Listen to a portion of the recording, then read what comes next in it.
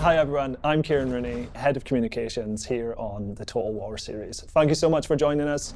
Today we're going to be journeying back to the 1990s with a look at how one of the most iconic games in the franchise's history came together. That is, of course, Total War Shogun. I'm joined by a panel of the developers who helped bring the game to life. Hi, I'm Al Hope, Creative Director of Alien Isolation, but a long time ago I joined Creative Assembly back in 1996 as a trainee artist. Hi, I'm Mike Simpson. I also joined in 1996, just before Al. I joined to make an RPG based on Monkey Journey to the West. We were going to do it in a new studio in Singapore. None of that happens, and I got slightly distracted and spent the next 25 years making Total War. I'm Nick Tresen. I joined in 1997. Went for the interview for this Monkey RPG and found I was being interviewed for Shogun, which I loved. So guys, thank you so much for joining us today. Let's go all the way back to the late 1990s. What was Creative Assembly like at the time, and how did that lead to you designing the Total War franchise? Yeah, so when I joined CA, there were 5 people, and they were working on sports games for Electronic Arts. I joined in order to start something new. The idea was I was going to head up a team producing an RPG, and we were going to base it on Monkey Journey to the West, and it was going to be done in a new studio we were going to set up in Singapore. None of that happened. So instead we ended up looking at making a quick and cheerful B-grade RTS, because we'd seen so many other people doing it after Command & Conquer came out. We thought we'd make one of those games quickly to give us some funds that we could then use to make the RPG that we really wanted to make. Meanwhile, that small new team was being supported by the sports team who were making the sports games for EA, and Al was working on one of those games. Yeah, so I vividly remember my first day at CA in that tiny industrial estate, in that tiny office with no air conditioning. I think by the time I joined, there were 7 people, maybe. Yeah, we'd really grown. And no understatement to say that I was just amazed by what everyone was doing. And I think you showed me these rolling hills, which looked in 3D, which looked like something I hadn't really seen before. I think you said that this is for a strategy game, and it felt like this is something completely different. When I joined, I was brought in to help with Australian rules football, which has, I think, 30 people on the field. In the introduction for me about voxel technology and obviously which was then brought in for how we were going to do characters on Shogun. So I guess we had already built up our experience of putting a large number of, a large number of characters for a sports game on the screen, and I guess we were going to take that and really push it further. Yeah, I think the other thing that changed, the thing that changed during Shogun was the advent of 3D cards, because the first card, the 3D FX, I think it was, nobody really used it before, not to do kind of landscapes, right? And we started off with this normal RTS top-down view, and at some point, one of the programmers, a guy called Tag, he figured out he could do the maths to transform that top-down view into a general's eye view of a rolling landscape using splines, and that was a kind of that was the moment when Total War gained its first kind of unique feature, right, which was this generalized view. When did the idea come together about blending sort of the more RTS element of it and the grand strategy? So we started off with the idea it's an RTS, so we had a top-down view. Then had this idea of saying, okay, let's have lots and lots of little guys on the field like ants, and use flocking to kind of move them around. And we did some demos of flocking, and thought, okay, that looks quite cool. We'll just figure out how we can get that in. And then we thought, okay, well, we now need a setting for the game where there are lots of people flocking around a battlefield. So that pulled us back into medieval or ancient. And then thought, okay, we now need something that's going to be cool as a setting. And for whatever reason, we settled on Japan.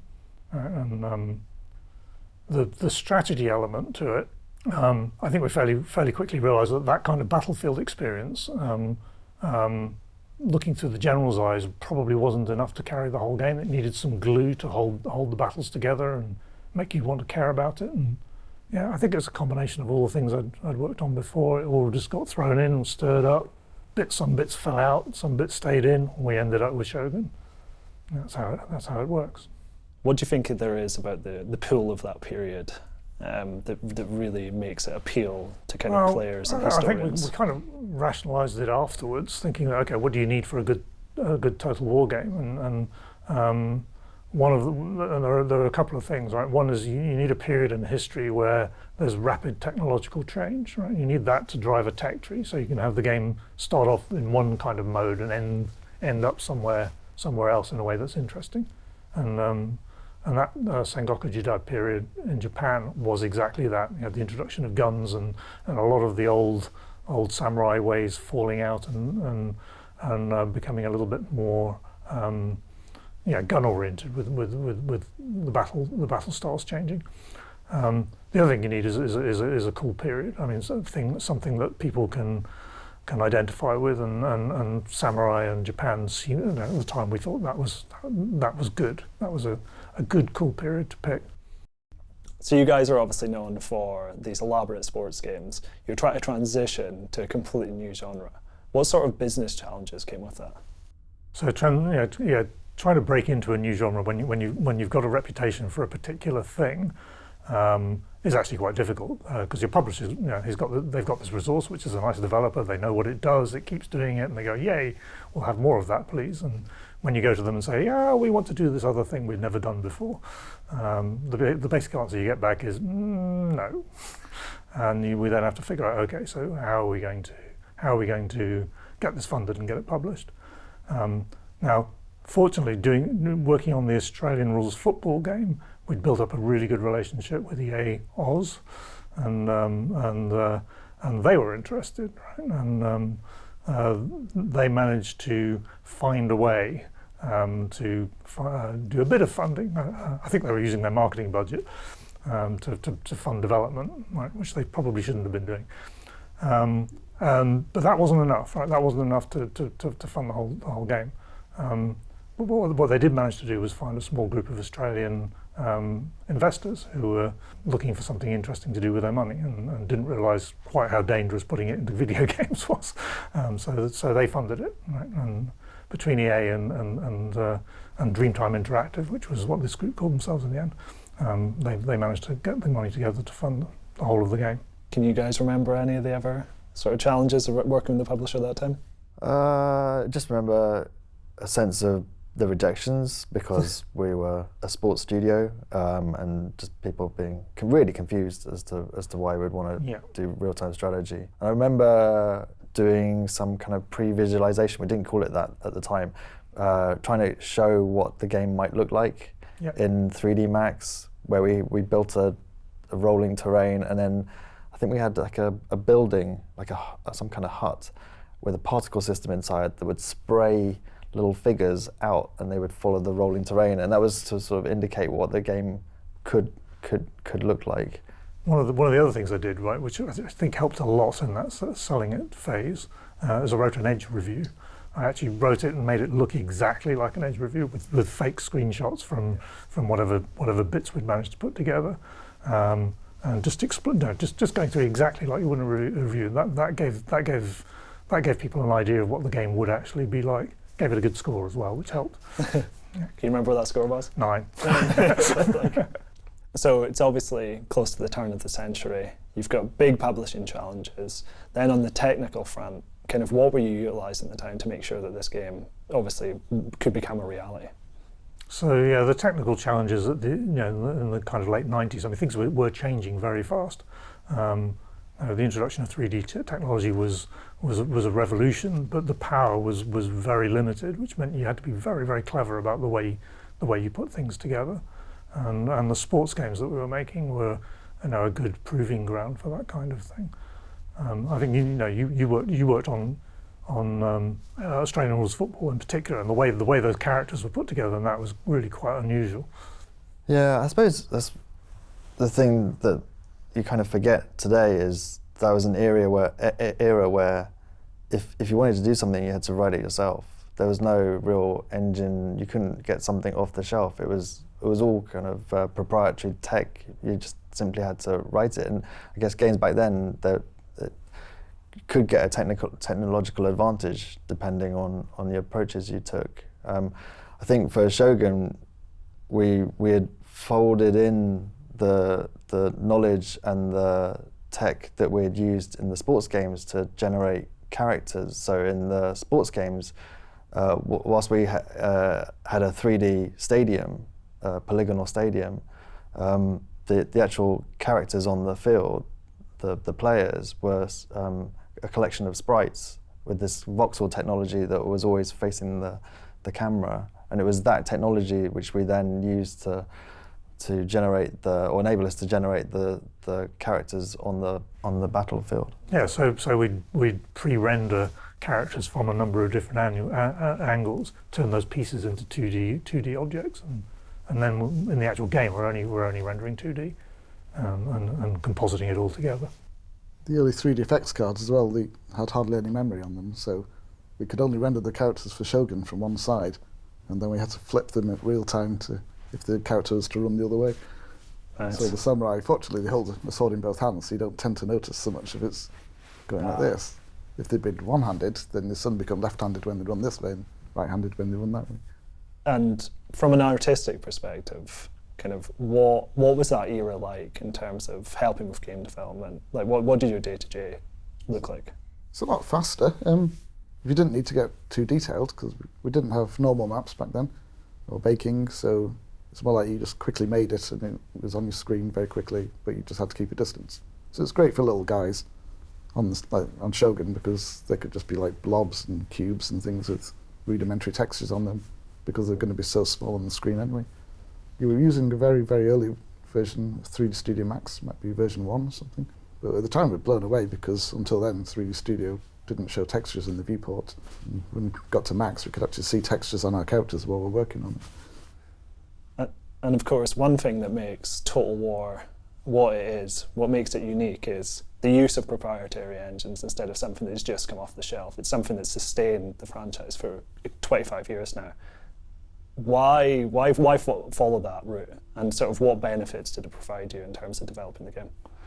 Well, certainly in the early days, it's because there was absolutely no choice whatsoever, right? There was nothing else that could stick 3,000, 4,000, 5,000 men onto a battlefield, and that stayed true, and to some extent largely has continued to stay true. So as the level of detail goes up on each individual character, right, the number of characters that the generic engines that you can license can do, right, that has gone up, but it hasn't got to the point where you could do a Battle of Waterloo with 250,000 guys. So the other thing about proprietary engines is not really just about displaying all those guys on screen. It's about actually making them do something sensible. You can put tens of thousands of individuals on screen with a lot of the engines now, but getting them to animate individually rather than all together, to pathfind, to collision detect, and then to actually act sensibly, all of that together is a whole nother level of complexity.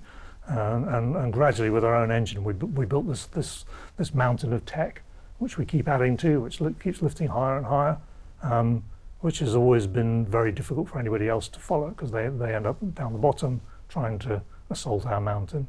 And that's another thing that proprietary tech does for you. It gives you your own hill to claim and be yours. Nice. And obviously, one way in which game development has changed drastically is team sizes. You're a small studio. You mentioned at the start, a single room in an office. What was it like working with such a small, tight-knit group? It's fantastic. It was super exciting. It was really fast. I think Nick mentioned that you saw change right in front of your eyes. But games development was really different back then. Certainly from like an art perspective, you almost knew every single triangle of a model that you had made. I used to think you knew kind of every pixel because it was at that scale that it was quite an intimate but also quite a rapid kind of development. But yeah, I can't remember how big the Shogun team ended up being, but for a long period of time, it was a very small. And so I think there were only 16 by the end. That was by the end. I mean, we started off with none. Yeah. Gradually worked our way up to 16 by the end of the project. And I remember in 2000 sending out a New Year's email to the studio saying, trying to explain the difference between us and the big developers like EA, and how we had no. Everyone was productive. Right? So that was the way I put it back now. People would be shocked to hear that now. There were no producers. There were no designers. Right? Everyone was either an artist or a coder, and that included me. I was coding as well, and Tim was coding, and yeah, it was very, very tight. And then one thing that I've only just become aware of is the fact that the branding obviously changes during the course of development. Total War Shogun was originally known as Taisho Total War. What was the kind of decision making behind that, if you can remember? So we wanted something that was set in the period, and Taisho was the title for a general on the battlefield in the Sengoku period. So we started off with that, thought it would be great, but at some point as we were going along, I think somebody with a bit more Japanese knowledge than us pointed out that Taisho kind of wasn't used in that context anymore. It was more like a kind of word for gaffer. The boss of a fish and chip shop would be called the Taisho, and we thought, no, that's probably not quite right. So we changed it. But when we first went to press, to ECTS, which is like the UK version of E3, I suppose, and we took it called Taisho there, didn't we? We did a press run. And our first print magazine previews were called Taisho. Yeah, we changed it quite late. Yeah. And I think the very first bit of probably Shogun memorabilia. I think I left it down here somewhere 25 years ago. But, it's still there. Oh, you've got one of those. Oh my God. It's our first Taisho t-shirt. Yeah. that is a relic. That is a relic. So by the game was out, it was obviously Shogun after that point, but yeah. Before it was we called had the Shogun. logo already. Yeah. That's a really strong logo. I love the box art. Yeah. The idea with the box thing was to be able to spot it on the shelves from the opposite side of the shop. So a lot of the other boxes were just like clutters of men and detail. Yeah. When you walk in the shop, you're just seeing all this noise. And you just got this red beacon of light with a silver face, and like, bang, that's my game. Obviously, when you're a British studio, I think people would have generally thought you probably take the easy way out. You might have done something based on the medieval period to kick off a completely new franchise. What were the challenges that came with working on a product that was out with your culture? Were there kind of learning hurdles there? Yeah, there was actually a problem getting hold of accurate historical source material, right? So there are a few books out, and we went out and got the books we could find covered that period. We found out that most of them were written by the same guy. What was his name? Stephen Turnbull. Yeah, Stephen Turnbull. Right. So we thought, we need to talk to him, and we went and tracked him down and got him to work with us as a historical consultant. And he brought us a whole bunch more stuff which he'd got in Japanese, which he kind of annotated for us and guided us through. So we ended up with a pretty good set of historical basis for the game. Yeah. So obviously one of the more iconic elements of the game is the throne room itself. How did that come to be? So yeah, the throne room is a really interesting part of the game. It's quite shockingly consumed a quarter of the entire budget of the game, and it was one of those things where we started off down this path where I guess inspired by a lot of the FMV games that have come in the past, right, including Microcosm, which CA actually worked on. They did the PC port of that. These are games where you had 50,000 frames of animation as a backdrop to a game put over the top. So we thought, okay, it would be good to depict the throne room of the daimyo of your faction from his point of view, and have a sequence of characters come in, do their thing, do a little speech or whatever, a diplomat or whatever, and go out again. And that sounds really simple, right? And it really, to some extent, it kind of is. Doors open, guy comes in.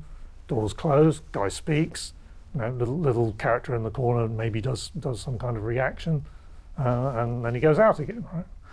It was a nightmare. One of the problems is everybody's wearing silk, soft clothes, right? Some guys in armor, but there's a lot of cloth involved, and cloth was super new tech at the time. The physics simulations for cloth inside Macs and so on were new, and really, really difficult to get to work, and you'd have these eternal problems where the simulation of the cloth wouldn't settle down, right? So we'd had problems with people's trousers continuing to animate after they'd come into the room and stopped, which was completely freaky. But we persevered, and like I said, spent a quarter of the entire budget and several artists, a year or two of their life, just working on this one scene to get it to happen. One thing that makes it tricky as well is that in Japan they all kneel, don't they? Oh yeah. So you come in wearing these big cloth hakama baggish trousers, and in one take they had to walk into the room, kneel down to the daimyo, say their piece, get up again, walk off. In cloth simulation, when you kneel down and when you stand up, the cloth behind the knees has obviously got pushed into itself. So when it steps up, it's all snagged, and because it's all one seamless take, you had to basically stop the simulation, tweak some setting and restart it.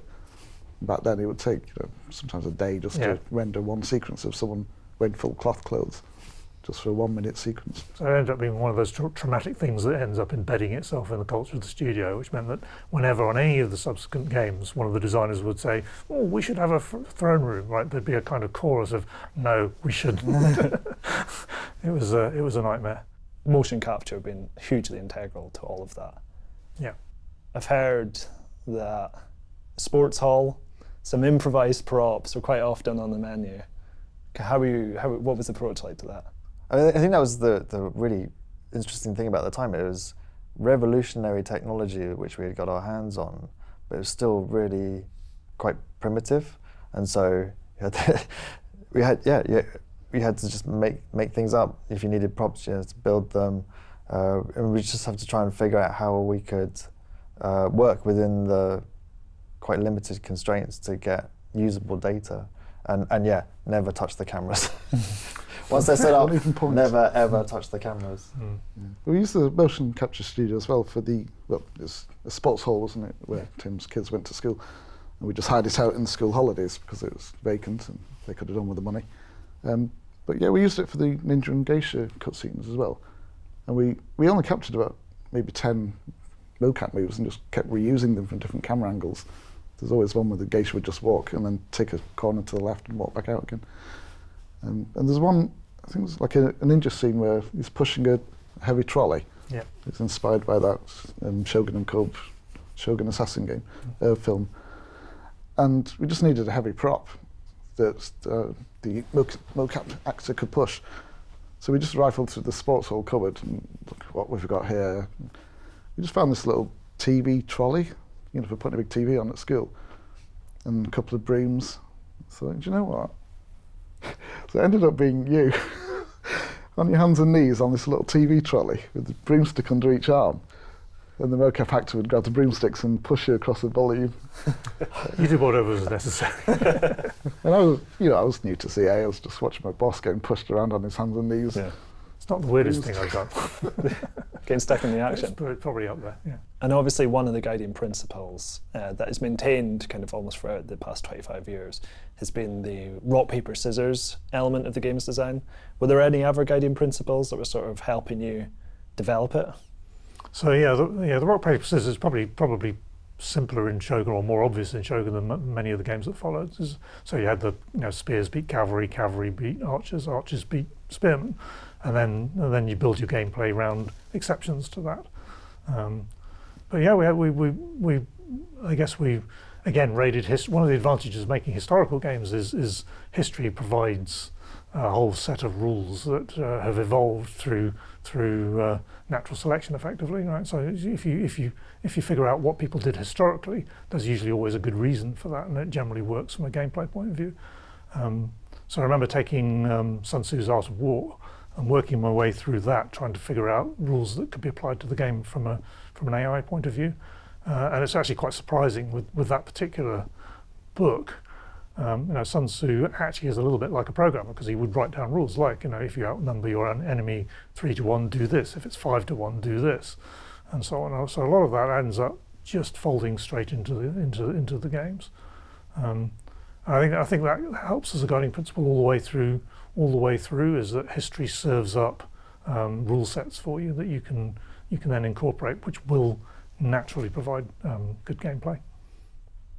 Nice. And then, of course, on the campaign layer, you're obviously taking direct inspiration from history. You've got the detailed Japanese map, which I'm sure provided its own set of challenges to the team. You've also got the clan system. Kind of, how did you want to represent all of that? Again, trying to have a setting where you start off with lots of factions, right, and any of them can win, right? That's kind of one of the important requirements again for a historical setting is lots of factions, any one of which could have won, and that was definitely the case in the Sengoku period. Sometimes it's a challenge to actually get that to manifest in a way which feels fair from the player's point of view. And I remember with Japan, right, one of the problems is Japan is long and thin, right, which means if the player chooses a faction at one end of the island, right, the AI at the other end of the island has got a lot of time. We had for a long time we had a problem which we called the Hojo Wall, which is when you started at the bottom end of the map, you worked your way up. Halfway through, you'd think you were doing really well because you'd eliminated half the factions. You met the Hojo coming the other way, and they would just steamroller straight over the top of you. That was a problem. But again, it was a good problem to have. It was easier to tone that down than to not have a challenge. We had one big region in the middle called Shinano, and it was bordered by I think 7 or 8 other regions. So you'd have to, it's really contested all the time, and once you managed to win a battle and capture Shinano, you knew that you were going to get attacked on the next turn because all the other clans were surrounding you. So a lot of the time the fighting would have been around this kind of central part of the island, really. And one of the ways we actually got out of that steamroller problem was a rule which again lasted for a long time, which was generally when you're doing your diplomacy and figuring out who to ally with from an AI point of view, attack strongest is a good principle to have. So the AI would figure out which is the strongest faction and generally would want to attack them, and that gives you the kind of negative feedback that you need. If one faction becomes too strong, the other AI factions will gang up against it, pull it back down, and it stops you from having a dominant AI problem faction that steamrolls over the whole map. And then obviously, we're here to celebrate 25 years. That huge milestone for you guys to have worked on that original title and to still see the franchise here today. How does that feel? And how much of a testament do you think it is to the franchise? I think it's kind of surprising in a way that you can work on a franchise like this for 20, 25 years and not get bored with it, right? That's the first surprise. You'd think making what is the same kind of formula game, right, over and over again with different content and different settings, you'd think that would get dull after a while, but I never got bored with it. I don't know about you. I'm still very engaged with it. At what point on Shogun do you think you realised it would just not be a one-off and that this is going to run and run? That's a good question. Not during Shogun. Not even during Medieval. I mean, there were struggles all the way through. This is why we ended up changing publisher from EA to Activision, from Activision to Sega. Each of those transitions was a crisis point where it could have just ended. So you've obviously created this game. You're going to release it. What was it like pushing a game out the door back then? What does it represent from like a marketing perspective? What was your review cycle like? Is there any of that you can kind of remember? So it was difficult, right? Trying to get attention for a new game is tough, and there were questions which we kept getting asked questions like, well, is it Civ or is it Command and Conquer? And we go, no, it's kind of bits of both, but it's its own thing, and you'd have to explain it all. And I don't think we really succeeded with Shogun from that point of view. It took people playing the game, and then coming back to it, and then us doing another game which was Medieval before that really kind of cemented itself and people really understood what the franchise was about. I can remember going to ECTS with our first demo and hawking that around and showing people, and then doing E3 close to release, where it was all of it. Probably half the studio was there because it wasn't that many of us. We were on the stand for 3 days with a very short loop of Shogun music over and over and over again, which is still burnt into my brain.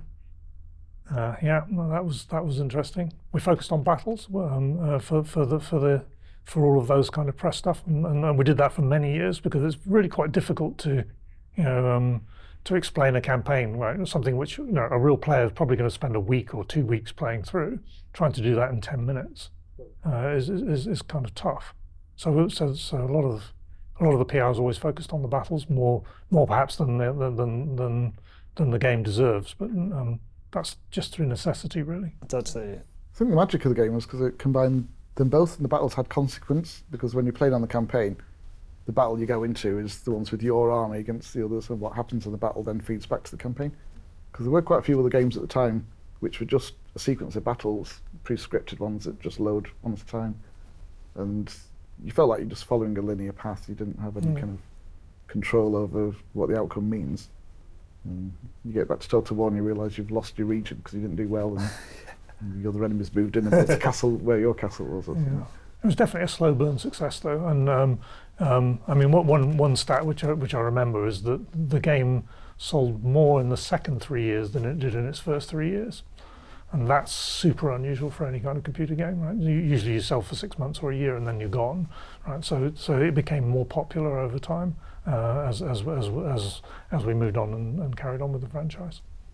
And it's interesting that you point out the getting people to interact with the game, going battles first, because that is a challenge that we have up until kind of this day. If you're at an event, people are sitting on a stool in front of a screen. They can't play 4 hours of a grand campaign alongside battles. So giving them the snippet and the view into that into the game with the battles is kind of the best way to do it. I think it's also because at the time the battles were something quite unique to us with the rolling landscapes from that low camera angle, whereas the campaign map was very flat. It was a parchment with regions, so the battle looks more sort of impressive, didn't it? Really.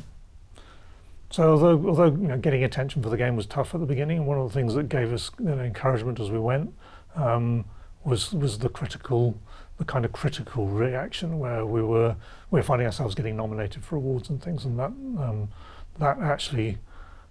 Helped a lot spur us on to strive for quality throughout the whole of the rest of the series.